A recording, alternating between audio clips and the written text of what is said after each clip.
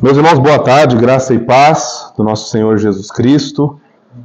É uma alegria estarmos aqui reunidos em mais um sábado para celebrarmos o nome do nosso Rei Jesus Cristo e aprendemos de sua palavra e também conhecemos nossos irmãos, não é? Conheci ali há pouco a Karina, a filha da Luciana, a filha da Luciana, Isabela.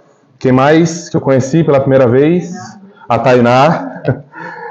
Sejam muito bem-vindos, todos vocês. Nosso grupo hoje completa 4 semanas, é um mês, né? Um mês. Fazendo mêsversário o nosso grupo, graças a Deus. Nós estamos aqui reunidos no Tatuapé com objetivos muito claros de plantarmos uma igreja batista bíblica e reformada nesse local, por conta do grande campo, né, que há aqui na Zona Leste. E nós começamos a estudar o Evangelho de João. Nós ainda estamos no capítulo 1 do Evangelho de João. Hoje é o nosso estudo de número 4. E eu quero convidar você, portanto, a abrir o texto que nós lemos, não é, na abertura, que nosso irmão André leu, na abertura do nosso encontro, para nós já irmos guardando o conteúdo desse texto nos nossos corações. João 1, do 19 ao 28. João capítulo 1, dos versos 19 até o 28. Leamos a Santa Escritura. Este foi o testemunho de João, quando os judeus lhe enviaram de Jerusalém sacerdotes e levitas para lhe perguntarem: quem és tu? Ele confessou e não negou. Confessou: eu não sou o Cristo. Então lhe perguntaram: quem és? Pois, és tu Elias? Ele disse: não sou. És tu o profeta? Respondeu: não. Versículo 22. Disseram-lhe, pois, declara-nos quem és, para que demos resposta àqueles que nos enviaram. Que dizes a respeito de ti mesmo? Então ele respondeu: eu sou a voz do que clama no deserto. Endireitai o caminho do Senhor, como disse o profeta Isaías. Ora, os que haviam sido enviados eram de entre os fariseus. E perguntaram-lhe: então, por que batizas, se não és o Cristo, nem Elias, nem o profeta? Respondeu-lhes João: eu batizo com água, mas no meio de vós está quem vós não conheceis, o qual vem após mim, do qual não sou digno de desatar-lhe as correias das sandálias. E, portanto, o último versículo: estas coisas se passaram em Betânia, do outro lado do Jordão, onde João estava batizando. Vamos ao nosso Deus mais uma vez, meus irmãos, em oração. Pai Santo, te louvamos, ó Deus, por tamanha graça soberana que nos alcançou. Te louvamos por Jesus Cristo, nosso Senhor, que venceu a morte e ressuscitou para nossa justificação. Pai Santo, nessa hora em que meditaremos na Tua Palavra, rogamos a Ti que nos dê graça iluminadora para que possamos ver a Tua Palavra, para que possamos aplicar a Tua Palavra, para que possamos compreender, Senhor, a Tua Palavra. Rogamos a Ti, Senhor, que abra as nossas almas, abra os nossos olhos para que possamos ver o Teu Filho, ó Pai, mais exaltado, mais glorioso, e então possamos amá-lo e então dedicar nossas vidas a Ele, ó Deus. Rogamos assim, gratos, certos, que contaremos com o auxílio do Teu Espírito nessa hora. Nós oramos assim, em Cristo Jesus. Amém e amém. Meus irmãos, o título da nossa meditação é O Testemunho Consciente de João Batista. O testemunho consciente de João Batista. Esse é o título da nossa meditação. Peço para que os irmãos Alguns já estão acostumados, né? Mas aqueles que nos visitam pela primeira vez, deixem as suas Bíblias abertas no texto de João, porque nós estamos fazendo estudos expositivos, não é? E então nós lidaremos com cada particularidade do texto que nós lemos, cada expressão, nós vamos ponto por ponto, versículo por versículo, né, dar uma olhadinha no que o Senhor nos ensina à luz dessa porção de sua palavra, tá bem? Então deixa aberto, nós vamos ler muitas vezes esse texto. Meu objetivo não é que você saia com ele memorizado, não é? Mas que nós consigamos compreender o que o Senhor quer nos ensinar nessa porção de sua palavra. Meus irmãos, a maioria das pessoas no mundo inteiro, no Brasil, na Argentina, nos Estados Unidos, no Chile, no Japão, na Coreia do Norte, a maioria das pessoas em todo o mundo vive com um objetivo. A maioria. Até mesmo as mais simples. Isso não é privilégio das mais abastadas. Elas vivem para benefício próprio. Elas vivem para ser reconhecidas. Elas vivem para ser veneradas de alguma forma. Essas pessoas desejam ser reconhecidas, desejam ser vistas, desejam fama e desejam glória. Não que isso seja ruim em si mesmo. Deixa eu lhe dar um exemplo. Qual pai, por exemplo, não gostaria de ser reconhecido por ser um pai fiel, um bom pai? Qual mãe não gostaria de ser reconhecida por ser uma mãe bondosa, fiel ao Senhor? Qual filho não gostaria de ser reconhecido por ser um filho obediente aos seus pais? Então, buscar essas coisas em si mesmas não são ruins, não é? O problema começa quando, então, nós buscamos ser reconhecidos, buscamos ter o nosso nome grande, simplesmente para que o nosso nome seja grande, para que nós sejamos reconhecidos. Aqui começa o problema. E aí então vem a soberba, a vaidade e reconhecimentos ímpios, não é? Nesse momento, as pessoas estão buscando ser vistas pelos homens, reconhecidas, ter os seus nomes nos grandes outdoors, para glória própria. E aí então elas se sentem grandes, se sentem maravilhosas, se sentem majestosas. E são, nesse aspecto, reconhecimentos ímpios. Isso alcança um grau ainda mais elevado quando nós estamos falando do reino de Jesus Cristo. Quando nós estamos falando do reino de Jesus Cristo, a coisa alcança um grau mais elevado. Por quê, meus irmãos? Porque no reino de Jesus Cristo não é o nosso nome que deve aparecer. No reino de Jesus Cristo não há espaço para soberba, para vanglória próprias. Não há espaço para justiça própria.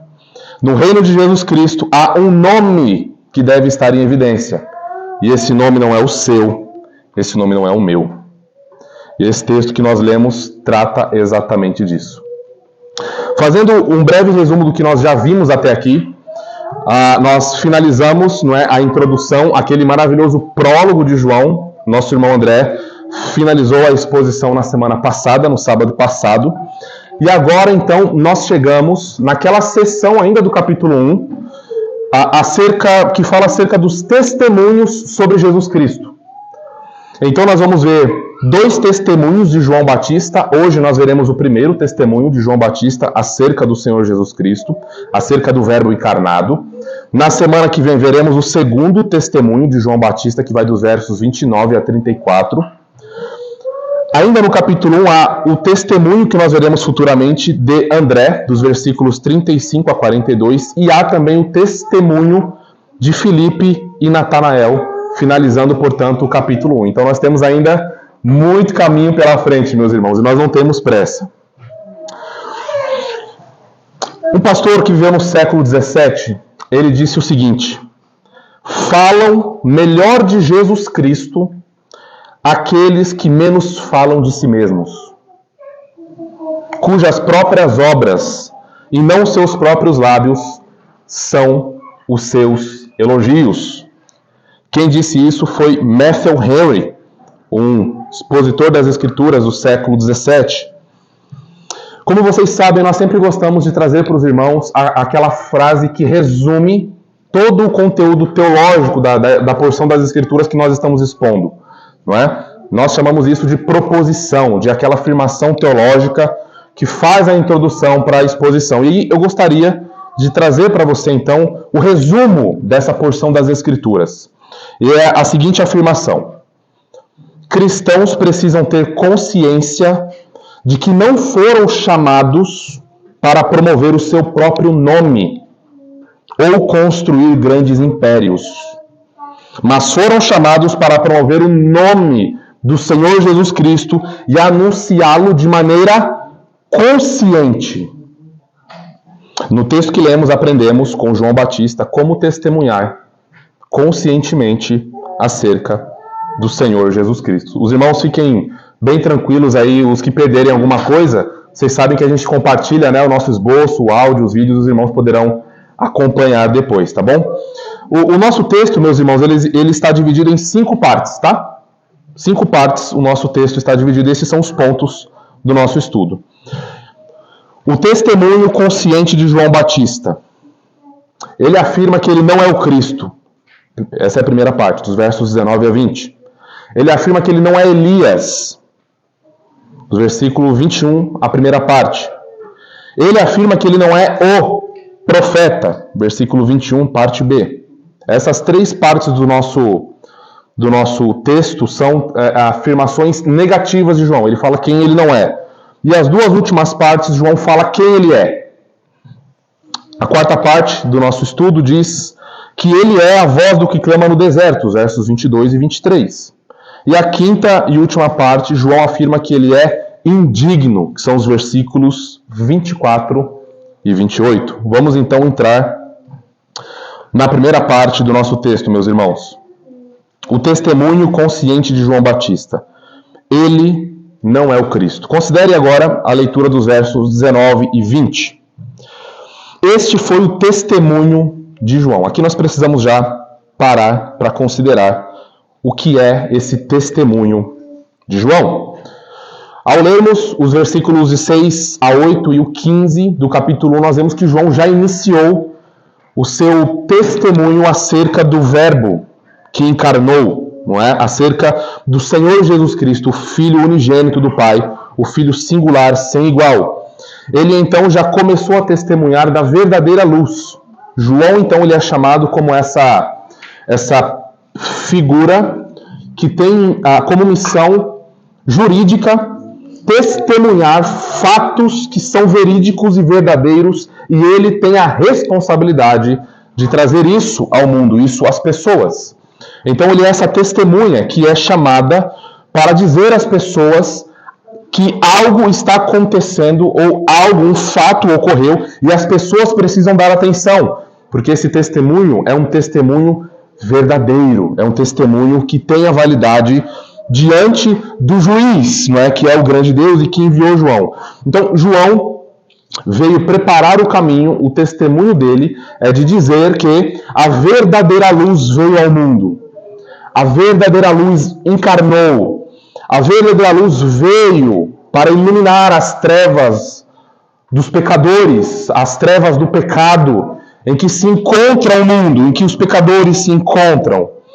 Então, João não veio para chamar a atenção para si mesmo. João não veio colocar holofotes sobre si mesmo, sobre o seu ministério, sobre sua vida. Ele não veio para receber glória ou fama dos homens e das pessoas, mas ele veio para dar testemunho da verdadeira luz, e ele não era a verdadeira luz. Diante de um rigoroso interrogatório, tendo diante de si representantes da mais alta autoridade religiosa da época, João testemunha que sua missão é preparar o mundo para a chegada de Jesus Cristo. A sua missão é preparar o mundo para a vinda do Rei. E aí então o nosso texto avança. Então esse é o testemunho de João, não é? Ainda agora avançando no verso 19.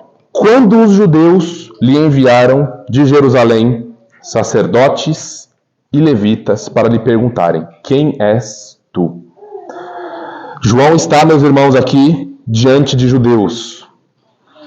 E a expressão judeus no Evangelho de João não é uma expressão que enseja ou que promove em nós um bom público.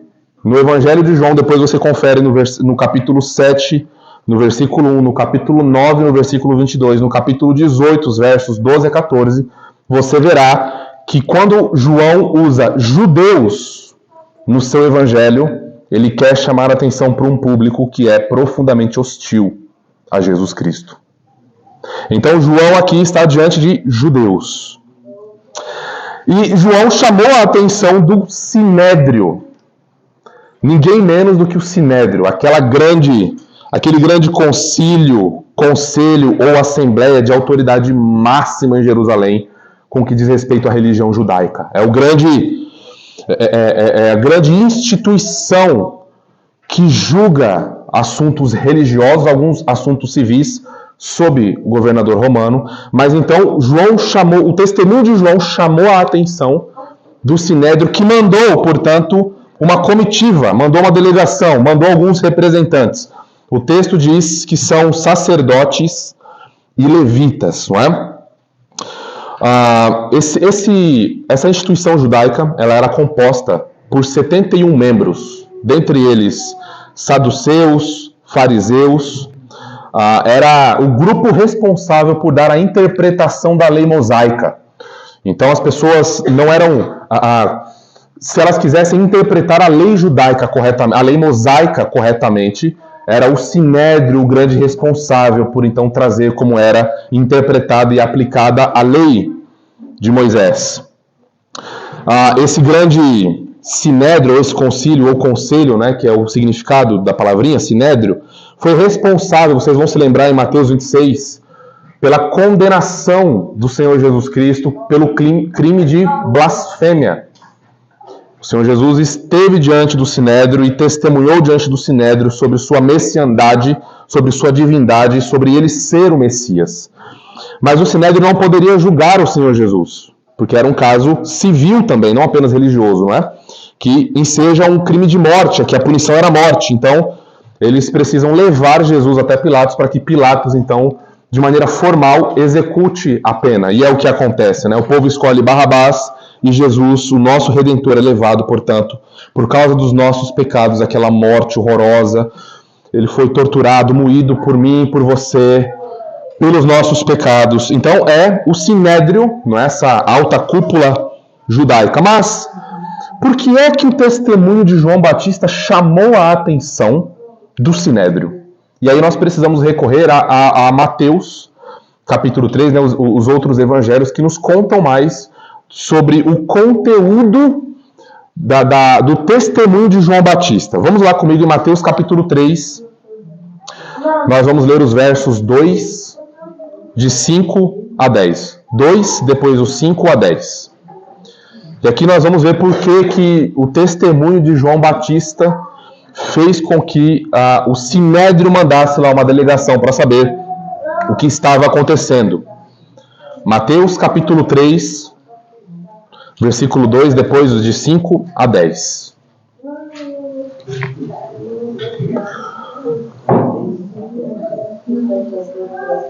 Vamos ler ali a partir do versículo 2. Agora é João Batista, meus irmãos, tá? É o próprio testemunho de João Batista. Já começa assim: arrependei-vos, porque está próximo o reino dos céus. Então saíam a ter com ele Jerusalém, toda a Judéia e toda a circunvizinhança do Jordão. Então notem que o testemunho de João Batista está chamando a atenção de muitas pessoas, muita gente, de tal forma que Mateus diz que Jerusalém, toda a Judéia e toda a circunvizinhança ali, os arredores do Jordão, iam ter com ele. Então, meus irmãos, era muita gente. João estava atraindo uma grande multidão. Versículo 6. E eram por ele batizados no Rio Jordão, confessando os seus pecados. Vendo ele, porém, que muitos fariseus e saduceus vinham ao batismo, disse-lhes: raça de víboras, quem vos induziu a fugir da ira vindoura? Produzi, pois, frutos dignos de arrependimento. E não comeceis a dizer entre vós mesmos: temos por pai Abraão, porque eu vos afirmo que destas pedras Deus pode suscitar filhos a Abraão. Já está posto o machado à raiz das árvores, e toda árvore, pois que não produz bom fruto, é cortada e lançada ao fogo. Quando João Batista diz raça de víboras para fariseus e saduceus, ele está dizendo que esses homens, esses seus ouvintes, eles eram semelhantes a uma crença primitiva antiga que dizia que havia uma certa espécie de serpente que, quando a serpente fêmea ficava grávida, os seus filhotes, os seus filhos gerados no seu ventre, no ventre da serpente, a devoravam por dentro. Quando João diz, vocês são raça de víboras, João está dizendo e assemelhando esses que são filhos de Abraão, entre aspas, né? Nós já vimos um pouquinho sobre o que está acontecendo nesse período de transição, a sombra dando lugar à realidade, os tipos se desfalecendo diante da gloriosa luz do sol, porque agora o período de transição está passando, o rei chegou, o rei está vindo, a igreja está mostrando a sua glória, a obra de Jesus Cristo então está extrapolando aquilo que o Antigo Testamento apontava, ele é a realidade. Então, nós vimos o nosso irmão André expondo o que significa ser filho de Deus, não é, na semana passada, e então João Batista está olhando para esses herdeiros da promessa, entre aspas, aqui física, né, os filhos de Abraão, e dizendo, vocês são raça de víboras. Vocês precisam de arrependimento. Isso foi um grande chamado, um grito de guerra contra esses religiosos, não é? E pior ainda, raça de víboras, ele está assemelhando, então, esses judeus, esses fariseus, esses saduceus, aquela pior raça de serpente que existia, que era aquela que devorava a sua mãe por dentro. Então, vejam, o testemunho de João Batista é esse. E muitas pessoas estão indo a ele. Muitos fariseus estão indo a ele. Muitos judeus estão indo a ele e estão se arrependendo e sendo por ele batizados. Portanto, é de se compreender a razão, então, de o Sinédrio mandar uma comitiva para interrogar. Quem é esse? Quem é esse que está chamando o povo ao arrependimento? Quem é essa pessoa que está trazendo essa mensagem tão singular, tão distinta? Lembrando que o povo de Israel aqui está, né, até a vinda de João Batista, há um período chamado de 400 anos de silêncio profético. Depois de Malaquias, depois da rebeldia do seu povo, Deus então não dá mais nenhum tipo de revelação ao seu povo. São 400 anos de Malaquias até a chegada de João Batista. E há muita expectativa aqui. Por isso que, então, esses fariseus, o Sinédrio, manda... Não, precisamos saber quem é ele. E daqui a pouco a gente vai ver quais são essas expectativas, tá? Que está completamente... Elas estão ligadas às perguntas que são feitas a João Batista. Mas então nós temos aqui, avançando no nosso texto, uma confissão de João Batista. O versículo 19 do capítulo 1 de João. Quando os judeus lhe enviaram de Jerusalém sacerdotes e levitas para lhe perguntarem, quem és tu? Versículo 20. Ele confessou e não negou. Confessou, eu não sou o Cristo. Estou chamando a atenção de vocês para esse artigo definido porque ele faz toda a diferença aqui, tá? Nesse contexto. Vários falsos cristos já haviam surgido nesse período e muitos falsos cristos ainda continuariam a surgir. Isso foi profetizado, por exemplo, pelo Senhor Jesus lá no seu sermão escatológico em Mateus capítulo 24, vocês vão se lembrar. Muitos virão em meu nome dizendo, eu sou o Cristo, lá está o Cristo, não é? Até aquele grande período de tribulação que marca a destruição do templo em Jerusalém. Então a investigação começa, meus irmãos. A investigação começa.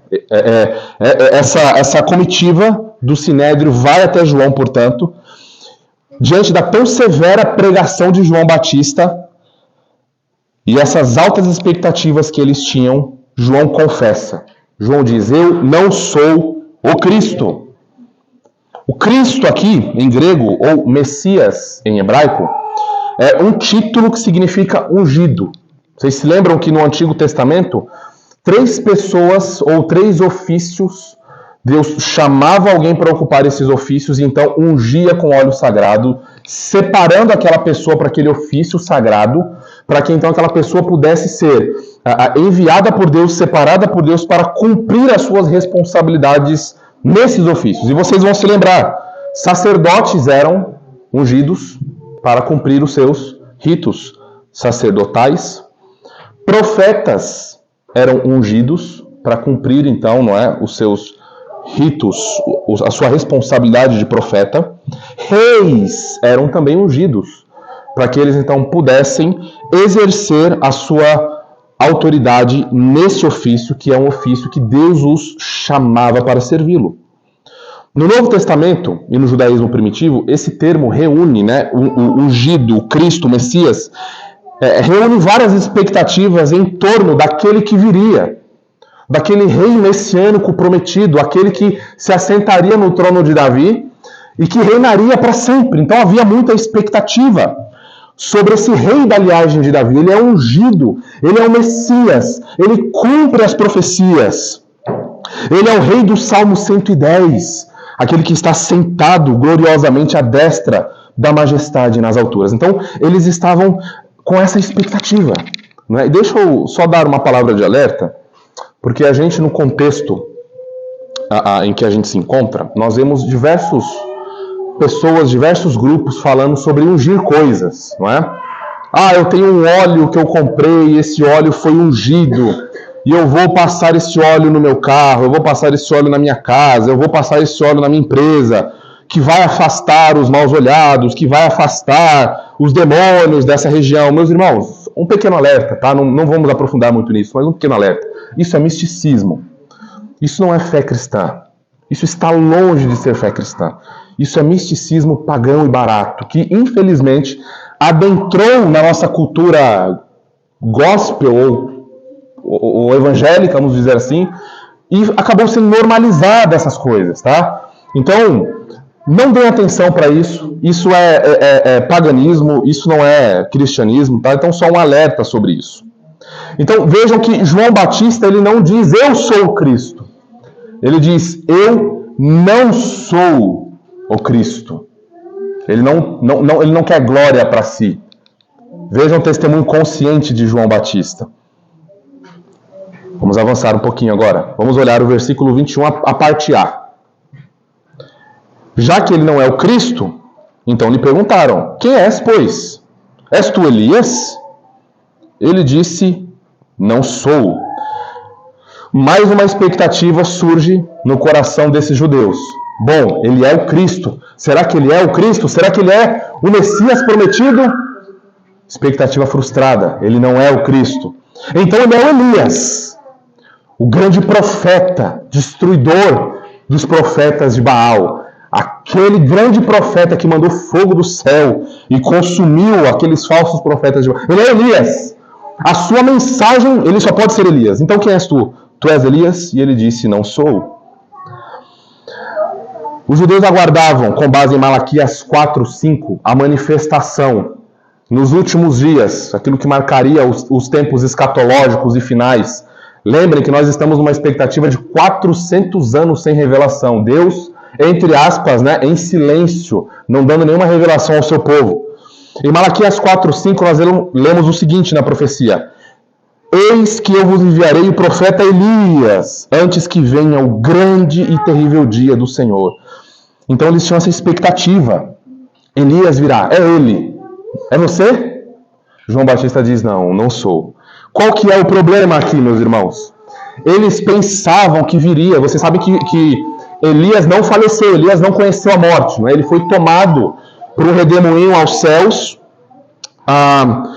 Depois ele aparece no Monte da Transfiguração, lá na frente, na narrativa do Evangelho, com uma experiência que o Senhor Jesus tem com Tiago, Pedro e João. Eles achavam que Elias viria. Elias, o próprio Elias. Não é? Eles esperavam Elias literal. Só que a profecia estava se cumprindo diante deles. e eles não estavam enxergando. João Batista veio sim, no espírito e na ousadia de Elias, mas ele não era o próprio Elias, a pessoa de Elias. E aqui a profecia está se cumprindo, o próprio Senhor Jesus diz isso. Aqui, meus irmãos, nós precisamos chamar a atenção para um aspecto do que nós estamos vendo aqui. Esses religiosos e esses homens, eles estavam olhando para a revelação, eles estavam olhando para João Batista com os olhos carnais. Eles não conseguiam ver a glória do que estava acontecendo, porque eles estavam com os olhos carnais. Esse é o resultado de olharmos carnalmente para as coisas espirituais. Esse é o resultado. Simplesmente as coisas espirituais vistas dessa forma, elas não terão glória. Elas não terão a glória que deveriam ter. Elas não serão preciosas para nós como deveriam ser. E não serão tratadas com reverência. Deixa eu dar um exemplo para vocês. Deixa eu compartilhar uma ilustração. Não é incomum nós vemos muitas pessoas em redes sociais, não é? Principalmente nós, jovens, celebrarem doutrinas caras. Nós vimos, por exemplo, a exposição do Verbo de Deus, de João capítulo 1, nós vimos a glória do Verbo, a glória de Jesus Cristo, a glória do Filho de Deus. Mas não é incomum nós vemos pessoas que conhecem doutrinas caras para nós, doutrinas importantes para nós, doutrinas que são o fundamento de nossa fé. Não é incomum nós encontrarmos pessoas com os corações cheios, o cérebro cheio de boa teologia.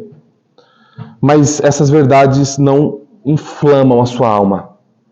Não inflamam os seus corações. Como que isso se manifesta? Essas pessoas estão lá, afirmando em rede social que Deus é soberano, que Deus é gracioso, que a salvação é uma obra exclusiva de Deus. Estão lá falando essas coisas que são verdadeiras.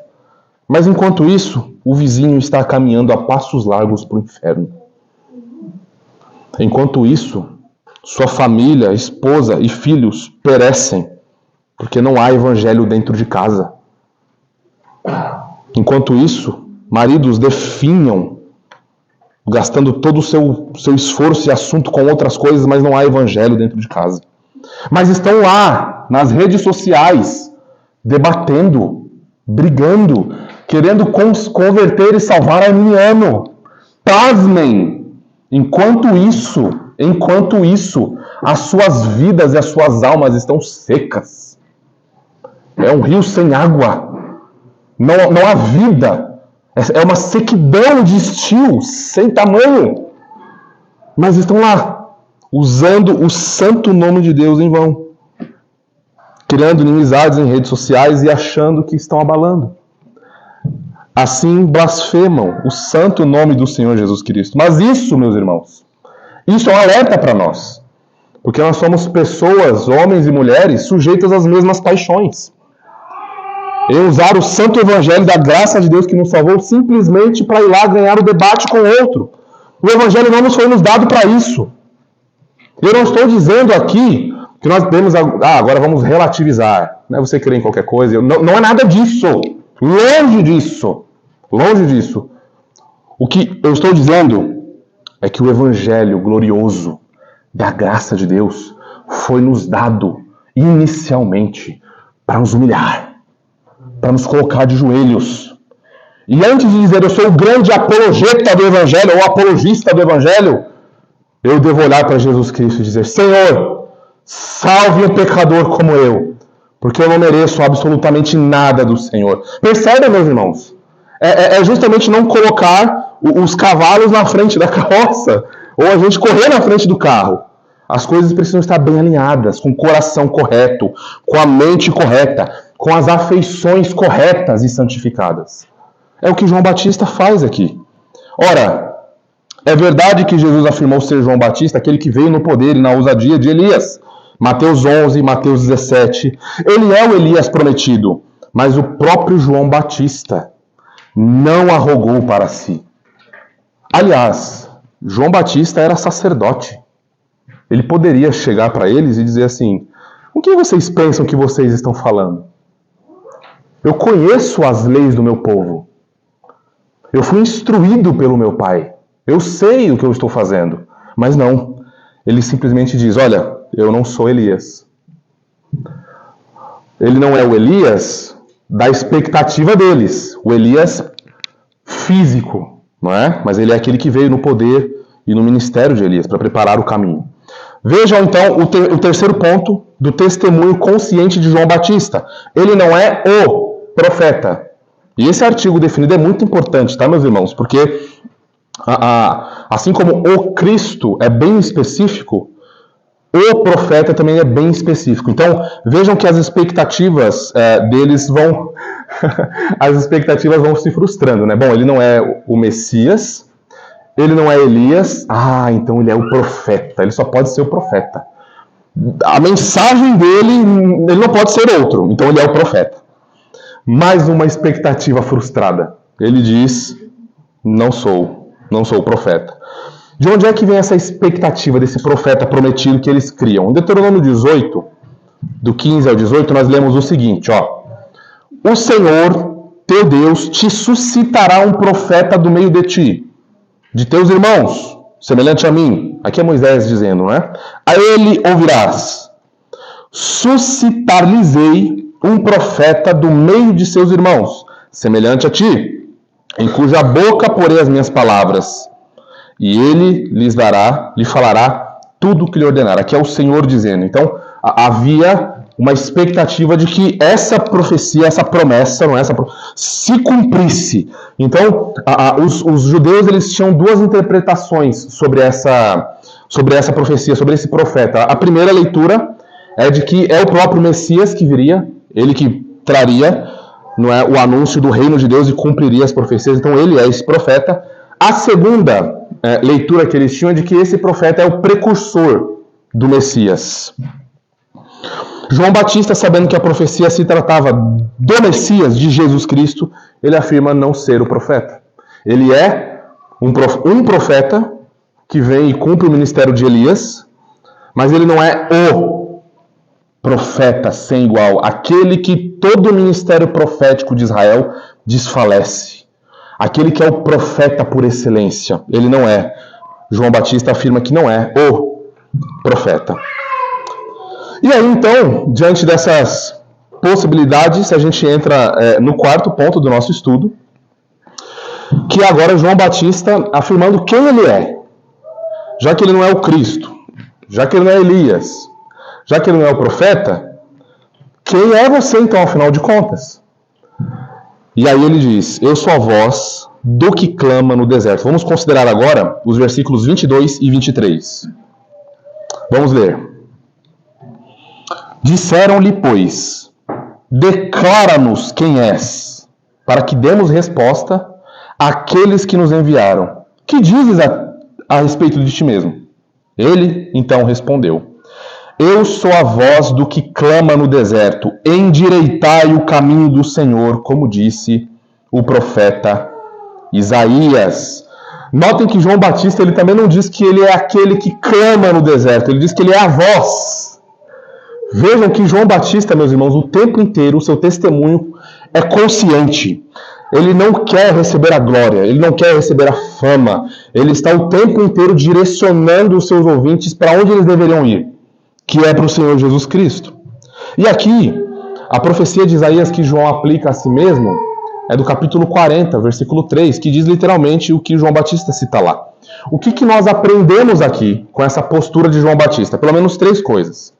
A primeira delas é que João é um arauto. Ele é um mensageiro e ele está preparando o caminho para a chegada do rei.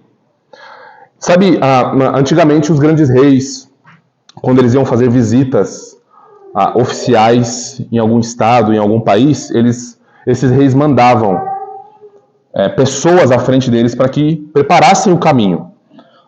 Tem salteador ali, aqui é caminho perigoso, então eles iam lá e abriam a estrada, né, preparavam tudo para que o rei viesse e a sua viagem fosse tranquila. É isso que João Batista está fazendo.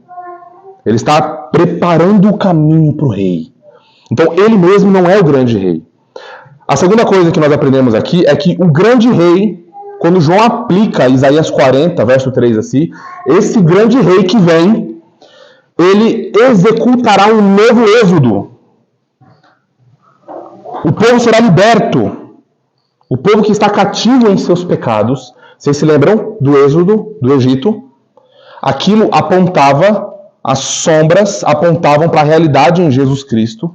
E ele é então esse grande e poderoso rei, o capitão da nossa salvação, maior do que Moisés, com mais excelência do que Moisés.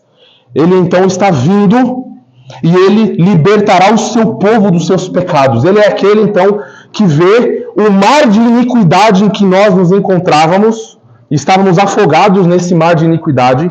Então ele, como capitão da nossa salvação, ele vem e ele abre esse mar de iniquidade e salva o seu povo. Chama o seu povo para si, dá vida para o seu povo. E então vai com esse povo caminhando por esse mar de iniquidade que se abriu. Agora é um caminho de santificação e graça. E o seu povo passa, sai desse mar de iniquidade, sai desse Egito de pecado. É isso que está acontecendo. É isso que João Batista está dizendo na cara deles, e eles não estão conseguindo ver. Eles querem saber quem é você, me mostra quem é você, mas eles não estão vendo a luz que está iluminando o mundo. Eles estão rejeitando o testemunho da luz. Eles estão muito preocupados com João Batista e não estão atentos ao testemunho de João Batista. A terceira coisa, meus irmãos, que nós aprendemos aqui é que esses judeus mensageiros do Sinédrio, os que orgulhosamente se chamavam de filhos de Abraão, eles deveriam preparar os seus corações para a chegada do rei. E é o que eles não estão fazendo. Eles deveriam preparar os seus corações para o verdadeiro e grande profeta, sacerdote e rei que está vindo, que é o Senhor Jesus Cristo. E eles não estão, meus irmãos, eles não estão se arrependendo, eles não estão vendo. E aqui nós precisamos lembrar, o chamado de João Batista é ao arrependimento. Você verdadeiramente se arrependeu dos seus pecados? Nós precisamos fazer essa pergunta, meus irmãos. Você se arrependeu verdadeiramente dos seus pecados? Qual é o seu único consolo na vida e na morte? Você está odiando mais o pecado, odiando mais o mundo e amando mais a Jesus Cristo? Apesar das suas fraquezas e das suas debilidades, você tem amado Jesus Cristo? Você tem desejado se conformar mais com Ele? Porque essa é a marca de alguém que se arrependeu de verdade. O arrependimento, lembrem, não é um mero remorso, uma mera tristeza. Não é só isso. Nós lamentamos sim pelo pecado. Há tristeza sim pelo pecado, porque agora nós recebemos vida. Nós não estamos mais em trevas, não estamos mais mortos em nossos delitos e pecados. Não somos aquele zumbi do The Walking Dead, andando assim, como morto-vivo. Nós nascemos de novo. A marca do arrependimento é a mudança da disposição de coração que faz você mudar a rota da sua vida. Faz você ter novas afeições. Faz você agora considerar aquele Rei soberano e majestoso que te salvou, que antes era ignorado. Você antes amava quebrar as leis dele, você não amava, você o desprezava. Mas agora, com o verdadeiro arrependimento, com a graça que você recebeu, que é dom dele e somente dele, você agora passa a amá-lo. O seu coração agora é sensível ao Evangelho. Você não quer mais viver uma vida de pecado, você não quer mais viver uma vida como outrora. Você agora odeia o pecado, odeia o mundo, odeia Satanás com seus ardis. Você ama Jesus. Essa é a marca. Isso aconteceu com você, meu irmão, minha irmã. Isso aconteceu com você, você está sendo santificado. O seu coração, a sua alma está assim, com essa disposição inclinada a Jesus Cristo de amá-lo e servi-lo. Essa pergunta que nós precisamos fazer, meus irmãos. Nós precisamos fazer. Caminhando agora para o nosso último ponto, o testemunho consciente de João Batista.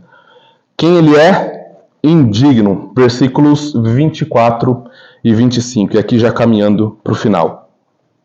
Vamos ler mais uma vez esses versículos. Eu vou fazer melhor, eu vou pedir para alguém ler. Quem pode ler? Os versículos 24 a 28.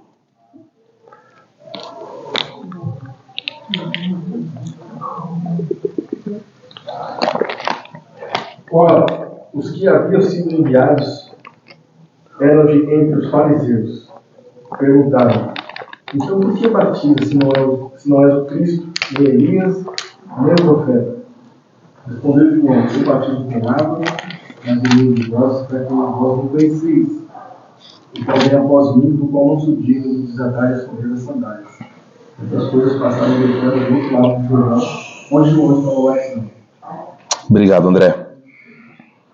Então, João é indigno. Vamos considerar aqui o que incomodou esses enviados do Sinédrio.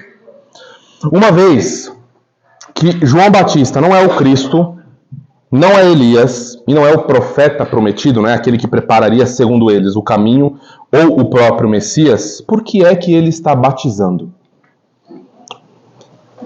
Foi isso que os incomodou. Qual é a sua autoridade? Por que você está fazendo isso? Quem é você?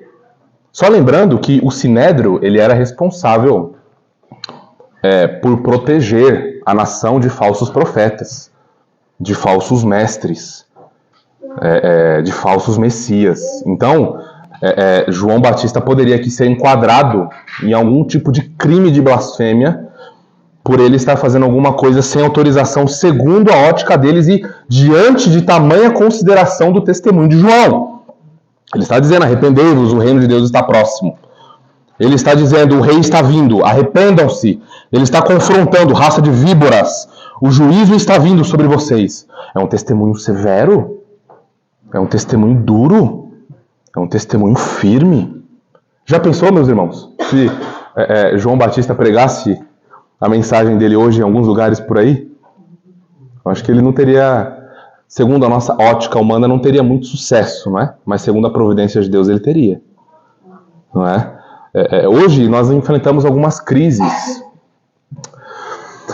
Os pregadores hoje têm medo de falar certas coisas. Os pregadores hoje temem. Ah não, se eu falar isso eu vou ofender aquelas pessoas. Se eu falar isso eu vou ofender aquelas pessoas. Ah, e se eu falar aquilo ali, puxa vida, aí pronto. Aí eu vou ofender aquelas outras pessoas também. Puxa, não, mas e agora? O que eu faço? O que eu prego? Meus irmãos, vocês que estão aqui e vocês que vão assistir esse vídeo depois, uma coisa que vocês podem estar bem cientes e bem tranquilos com o nosso grupo é que não haverá isso aqui. Nós entendemos que Deus nos chamou para pregarmos o evangelho da graça. O evangelho que salva os piores dos pecadores, sejam eles quem forem. Mas que Deus não passa pano para pecado. Que a ira de Deus pesa sobre o pecador. Que a justiça de Deus, se ele não se arrepender, será aplicada sobre ele, sobre sua cabeça e sobre sua alma. Vocês podem ficar bem tranquilos. Que nós pregaremos todo o evangelho de Deus. Não seremos legalistas. Só feriremos vocês com a lei e não apresentaremos a doçura do remédio do evangelho. Os legalistas fazem isso. Aqui é uma boa definição do que é um legalista, que as pessoas falam legalista para cima, legalista para baixo, você é legalista, você está sendo legalista, mas as pessoas não sabem o que é ser um legalista. Um legalista é aquele que pega a lei e diz, você é pecador, você é um mentiroso, você precisa se arrepender. E para aí. Ah, como que eu me arrependo? Ah, para de mentir. É isso que o legalista faz. É um moralista também, né? O que o evangelho faz? O evangelho extrapola, o evangelho vem e ele fere. Deus está irado porque você é um pecador. Você quebrou a lei de Deus. Ele é justo. Se alguém fizer o mal contra você, você não vai desejar a justiça? Que dirá Deus, então, tendo suas leis quebradas? Que é o Rei Supremo, soberano e zeloso sem igual. Então, ele vai aplicar a sua justiça, mas ele providenciou a graça, os meios para que você não fosse condenado. Isso é o evangelho. Isso é graça de Deus. E em Jesus Cristo, nós, pela graça, pela fé, tudo dom de Deus, nós recebemos todos os benefícios da salvação. Indignos. Nossa, mas isso é bom demais para ser verdade. É assim. E ao mesmo tempo, nós não somos como os liberais, que dizem, não, tudo já foi feito, e aí você crê e está tudo bem, você pode viver do jeito que você quiser. Percebem? Nós vamos pregar, meus irmãos, o que tem marcado desde o início dos nossos encontros. E coloquem a gente para fora para correr daqui, se a gente porventura caminhar por esses caminhos, tá bem? Mas nós vamos e fomos chamados por Deus para pregar o evangelho da graça de Deus. Amém? Por isso que nós não temos nenhuma intenção de omitir boa teologia de vocês. Não temos nenhuma intenção de omitir certos assuntos de vocês. Porque senão vocês vão saber, vão poder nos exortar quando nós não tratarmos adequadamente. De maneira nenhuma, meus irmãos, de maneira nenhuma. Nós servimos um Deus que é zeloso e soberano e que tem muita gente para salvar nesse local através das nossas vidas e deseja nos usar para a sua glória. Amém, meus irmãos? Então, avançando aqui, o que incomodou esses religiosos foi João batizar. João está batizando, mas qual que é a autoridade dele? Por que ele está fazendo isso? É interessante nós mencionarmos que o batismo até aqui é o batismo da antiga aliança, tá bem? Não é o batismo de Jesus Cristo. Não é o batismo que inaugura o pacto da graça ou a nova aliança. É o batismo ainda da antiga aliança. E aqui nós temos os sacerdotes já realizando batismos. Se você olhar, por exemplo, em Êxodo 29, você vai ver que aqueles sacerdotes que Deus chama para si, eles precisavam passar por um rito de purificação.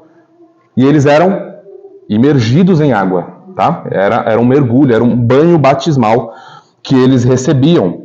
Então, o batismo não é estranho para eles. Outro momento em que o batismo era realizado por eles, pelos judeus, era quando alguém de uma outra nação, um gentil, vamos colocar dessa forma, um pagão, como eles gostam de chamar, né, aceitavam o judaísmo. Então eles viravam um prosélito, não é? Ele virava um discípulo. Ele era não era o judeu puro sangue, né? Mas ele era um discípulo. E então o rito que era administrado para ele de iniciação era o batismo de purificação. O que está chamando a atenção desses judeus aqui? É que João está batizando judeus. João está batizando filhos de Abraão. Aqueles que são herdeiros das promessas. Aqueles que são povo de Deus. E isso chama a atenção deles. João está chamando os judeus ao arrependimento. Ora, por que é que ele está fazendo isso? Se ele não é o Messias, se ele não é Elias, se ele não é o profeta. E aí João mostra, meus irmãos, aqui algo maravilhoso. Algo maravilhoso. Ele mostra um batismo superior. Ele diz no versículo 26, Respondeu-lhes João, eu batizo em água, mas no meio de vós está quem vós não conheceis. Jesus Cristo já estava ali no mundo. Vocês vão ver que na próxima porção que nós vamos expor, Jesus Cristo então eis o Cordeiro de Deus. João expõe, ele aparece ao mundo. Aqui, Jesus já está, mas eles ainda não reconheceram. Israel vai conhecer o seu Messias daqui a pouco. Daqui a pouco, ele será manifestado ao mundo. E aí no versículo 27, João Batista diz, o que vem após mim, do qual eu não sou digno de desatar-lhes as correias das sandálias.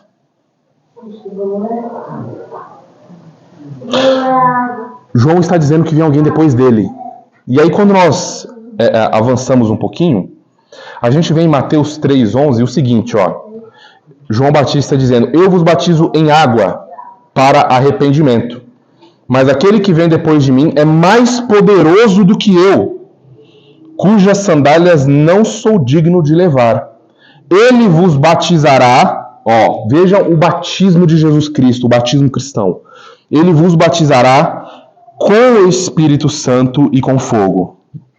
Esse batismo que João estava realizando era mero, ele só poderia tocar o externo. João Batista não poderia fazer alguém nascer de novo. João Batista não poderia dar arrependimento a alguém. Ele só poderia administrar o batismo. Ele está dizendo que aquele que vem depois dele, que é muito mais poderoso do que ele, que é a ele que nós devemos olhar, a glória dele que devemos buscar, ele diz que Jesus Cristo vai batizar com o Espírito. Ele está dizendo assim, é ele que vai mergulhar vocês em santidade e em piedade. É ele que vai dar um novo coração a vocês. É ele que vai conduzir vocês em arrependimento. E aqui, meus irmãos, uma breve palavra. As pessoas confundem o que significa esse batismo com o Espírito Santo e com fogo. A gente já fala rapidamente sobre o com fogo, tá? As pessoas pensam que, geralmente na cultura, mais uma vez evangélica, que batismo com o Espírito Santo é você ter uma manifestação sobrenatural em que você está aqui e de repente você é tomado e você começa a ter manifestações e falar coisas que ninguém entende. As pessoas costumam dizer que isso é batismo com o Espírito Santo. Só que, note que coisa engraçada. Eu não sei se você já teve condições de conviver com algumas pessoas que eram super espirituais, viam tudo, mas as vidas nunca foram transformadas. Via anjo para tudo quanto é lado. Eu não estou dizendo que todo mundo que faz isso é dessa forma, tá bem? Eu estou dizendo com pessoas com quem eu convivi e que eu vejo. Tem revelação, vê um monte de coisa. Fala coisas inefáveis, como elas dizem, mas elas não têm a vida transformada. As pessoas veem isso e pensam que isso é ser cristão. Eu vou dizer a vocês o que é o batismo com o Espírito. É novo nascimento. É mudança de vida. É transformação. Aquele que roubava não rouba mais, agora ele trabalha e ajuda os necessitados. Aquele que mentia não mente mais, agora ele fala a verdade. Aquele que odiava a Deus não odeia mais, busca ser íntegro à luz do Evangelho. Isso é batismo com o Espírito, meus irmãos. Rejeitem todo o resto que falam e ensinam que é qualquer manifestação espiritual, mas não exige de você um coração transformado de novo. E com fogo, João Batista está dizendo, ele vem, ele vai salvar vocês. Ele vai dar um novo coração a vocês. Ele vai santificar. Lembrem que batismo é imersão, tá, meus irmãos? Eu esqueci de dizer isso. Para a gente entender o que é esse batismo com o Espírito Santo. Jesus Cristo ele vai mergulhar a gente no Espírito Santo. Esse é o movimento. E esse mergulhar no Espírito, quando você levanta, você não é mais o mesmo. Isso é regeneração, novo nascimento. É o batismo no corpo de Jesus Cristo, que faz com que aquela alma nunca mais seja a mesma. Porque viu o Rei da Glória. E não só isso, mas agora trazendo o conceito cristão de batismo, né? Porque na antiga aliança, o batismo ele é simplesmente um banho purificador. Tá bem? Um rito que lava você das imoralidades e dos pecados e habilita você para servir a Deus no contexto sacerdotal. No cristianismo, o batismo cristão, ele significa não só a inserção na igreja, não só a inserção no corpo de Cristo, mas você pode ver em Romanos 6, significa a união da alma com Jesus Cristo. Nós fomos sepultados com Ele no batismo, morremos com Ele no batismo, por isso é a imersão, e nós levantamos, nós ressuscitamos em novidade de vida. A vida em nós, a vida do Espírito em nós. Então o batismo cristão é isso, é a união da alma com Jesus Cristo, além de outros significados que tem. Então, o fogo, né? Jesus Cristo vai batizar vocês com o Espírito e com o fogo. Esse fogo é o fogo do juízo. Vocês se lembram o que aconteceu com os judeus quando eles rejeitaram a revelação última de Deus? Eles rejeitaram o seu Messias. O templo foi completamente destruído no ano 70. Deus veio em juízo contra eles. Acabou a nação judaica. Acabou, não há mais templo físico. Vocês rejeitaram o seu Messias e Deus veio com fogo, com juízo, de tal forma. Não se fala muito sobre isso, mas a guerra judaico-romana que aconteceu nesse período, Deus usando Roma para trazer juízo contra os judeus, é chamado de Holocausto do primeiro século. Só para vocês terem uma ideia de quão horrível isso foi. Foi algo assim horroroso. Se vocês quiserem aprofundar nisso, compre aquelas obras de José e leiam Guerra dos Judeus. Lá ele está narrando. José foi um judeu que viveu nesse período, e ele narra ali os horrores que aconteceram nesse período. Deus vindo com fogo contra o seu povo, com juízo contra o seu povo. Então, meus irmãos, Jesus Cristo ele é incomparavelmente mais glorioso do que João Batista. Aí João Batista olha para eles e fala assim, olha, esse que está vindo, eu não sou digno nem de desatar o cadastro da sua sandália, usando um termo mais popular, moderno, né? Eu não sou digno nem de carregar a sua sandália. Pra vocês terem uma ideia do que João Batista está dizendo aqui, comparando-se com Jesus Cristo, ele está dizendo o seguinte: um escravo que deveria lavar os pés do seu senhor, e um escravo do escravo que serve esse outro escravo, eu sou escravo do escravo do escravo. Eu não tenho esse privilégio nem de olhar para ele, nem de carregar as suas sandálias. É isso que João Batista está dizendo. Essa palavrinha indigno aqui ela quer dizer alguém sem valor para qualquer coisa. É alguém que olha para si e diz, diante disso eu não tenho o que fazer. Eu sou um miserável. Eu sou um desgraçado que... Não. Longe de mim, eu não posso fazer isso. Mais uma vez, notem o testemunho consciente de João Batista. Ele sabe quem ele é. Isso antecipa, vocês estão acompanhando o nosso boletim, nada ali é por acaso. Né? Logo na primeira página você está vendo João 3,30 ali, que é o texto que introduz a gente à exposição do Evangelho. E o que é que nós lemos ali? Quem é que pode ler? Na página 1. Convém que ele cresça e eu diminua. Convém que ele cresça e que eu diminua. João já está antecipando o que ele vai dizer lá na frente. Ele deve crescer, ele é o prometido, ele é o rei, ele é o Cordeiro de Deus, ele é o santo, é o rei dos reis e senhor dos senhores, incomparável, sem igual. Ele é o verbo de Deus encarnado, ele merece toda a honra e toda a glória, e não eu. Meus irmãos, João Batista está olhando Jesus em seu estado de humilhação.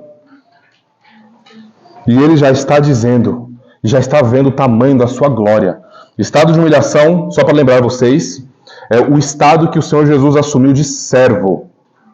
Não é a encarnação em si, porque ser homem não é ser humilhante. Deus criou seres humanos. Ser humano não é ser humilhante.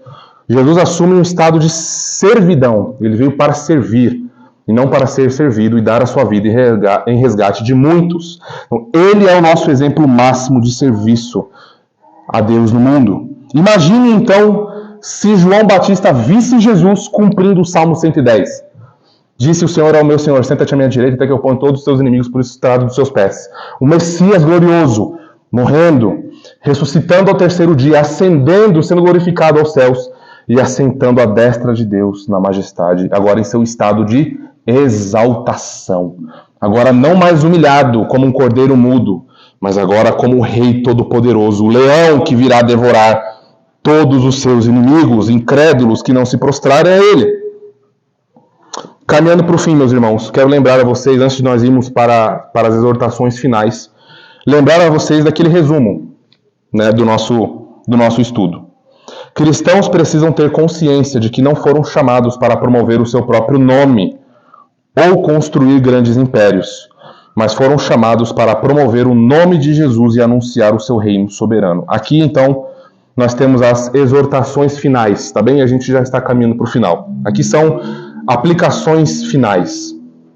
Primeiro, aos ministros do Evangelho, ou aqueles que se inclinam a serem ministros do Evangelho.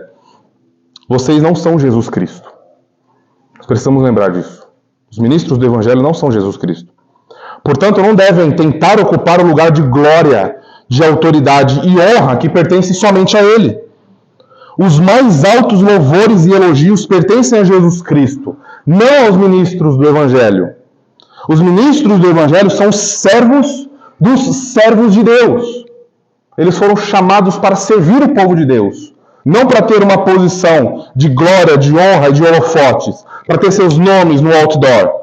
Jesus é o Rei dos Reis e Senhor dos Senhores, não os ministros do Evangelho. Os ministros anunciam, como João Batista, a vinda do Rei que veio e que virá. Não é? Ainda aos ministros do Evangelho, vocês ministros do Evangelho, devem ser exemplos de humildade, de humilhação, de serviço, de pessoas que não amam as próprias vidas, mas que se satisfazem em gastar as vidas na pregação do Evangelho de Jesus Cristo, em fazê-lo conhecido, não o seu próprio nome. Isso basta. Para isso, os ministros, isso é importante para vocês identificarem um ministro do Evangelho. Tá bem? Isso é importante para vocês. Essa, resumidamente aqui, à luz, não dá para trazer uma teologia pastoral, mas à luz desse texto, o ministro do Evangelho, ele anuncia Jesus Cristo, ele não aponta para si. Aos cristãos, agora todos nós, devemos lutar, meus irmãos, resolutamente, com todas as nossas forças, contra a tentação de nos orgulharmos e desejarmos a honra que não nos pertence. Nós precisamos tomar muito cuidado com isso. Nós somos muito inclinados e desejamos essas coisas. Não devemos pensar que somos alguma coisa, pois nós não somos nada. Absolutamente nada. Meditar nessa verdade de que somos pecadores, salvos pela graça, que merecíamos nada além da justiça de Deus, do juízo de Deus, é um grande antídoto para a justiça própria. Sabe quando nós passamos por algum momento, Senhor, por que eu? E aí nós olhamos para o Calvário, nós olhamos para Jesus Cristo, e aí nós voltamos para nós e falamos, Senhor, por que não eu? Senhor, por que só isso? Claro, eu não estou dizendo para você orar, para você só viver em aflição, não é isso, tá? O que eu quero dizer, meus irmãos, é que por mais que passemos por aflições e lutas, e lutemos com Deus, porque nós não entendemos, nós somos finitos, somos pequenos, somos miseráveis. Como é que nós vamos compreender o grandioso decreto de Deus operando nas nossas... Nós não compreendemos muita coisa, nós não sabemos muita coisa, ficamos confusos com muita coisa. Mas quando nós olhamos as aflições e a glória de Jesus Cristo, nós olhamos para Ele e falamos assim, nada que nós passarmos desse lado do céu é 1% do que Ele passou por mim. E nisso há grande consolo. Mas só o verdadeiro evangelho pode trazer esse consolo. O falso evangelho não traz. O falso evangelho não traz esse consolo. O falso evangelho vai dizer a você, por que você está passando por isso? Você não é campeão? Você não é vencedor? Você não está dando dízimo de tudo? Você não comprou a flor ungida? Você não ungiu tua casa? O falso evangelho faz isso. E as pessoas ficam com raiva de um Deus que não existe, de um Deus falso. Porque elas não conhecem o verdadeiro evangelho. E aí entra agora a segunda aplicação a nós cristãos. Fuja!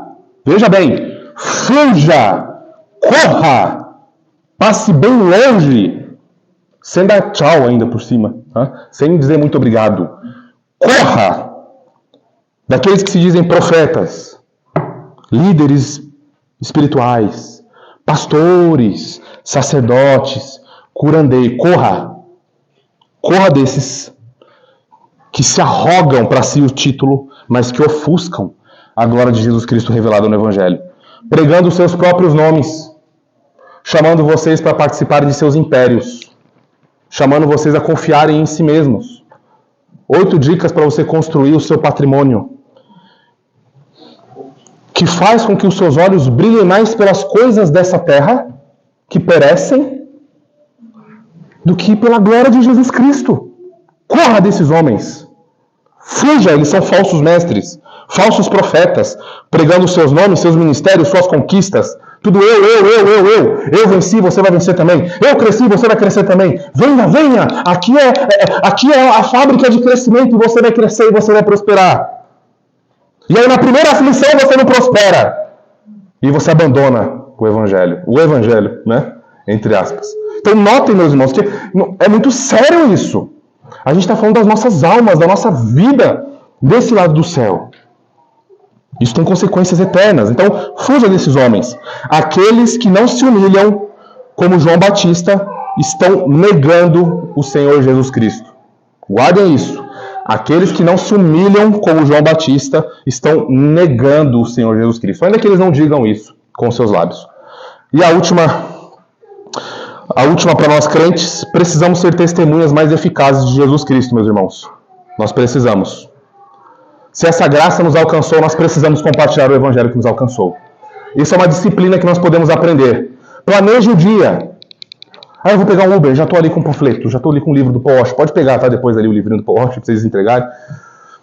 Eu vou me encontrar com um parente, com um amigo, com um vizinho. Eu vou me preparar para compartilhar o evangelho. Nós precisamos, meus irmãos, sermos mais resolutos, mais intencionais nisso.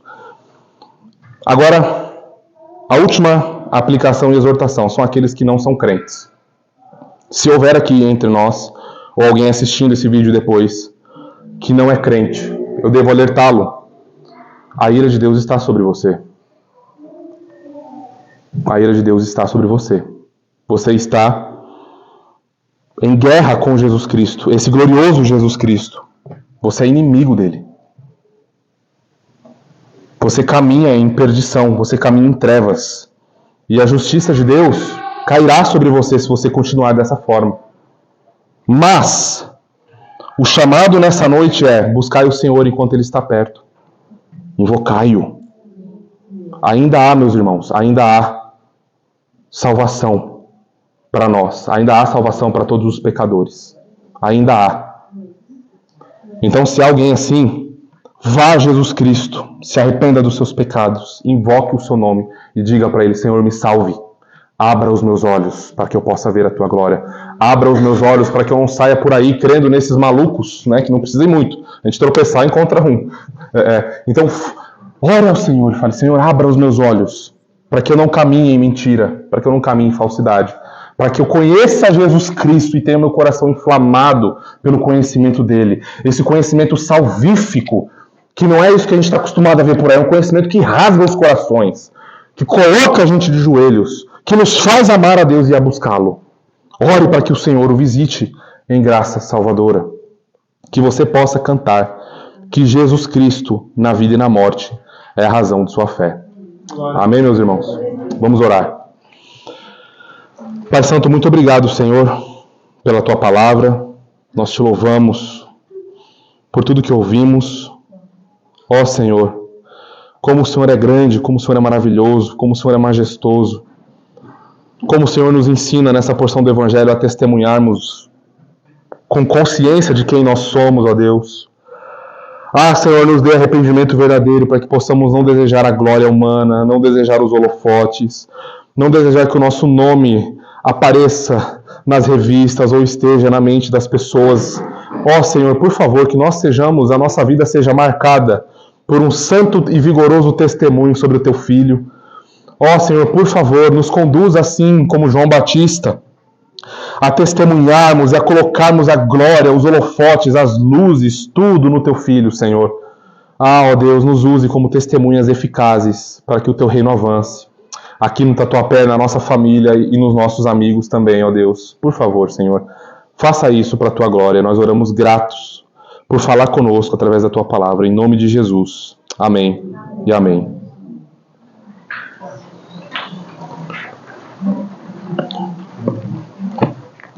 Os irmãos vão ficar de pé.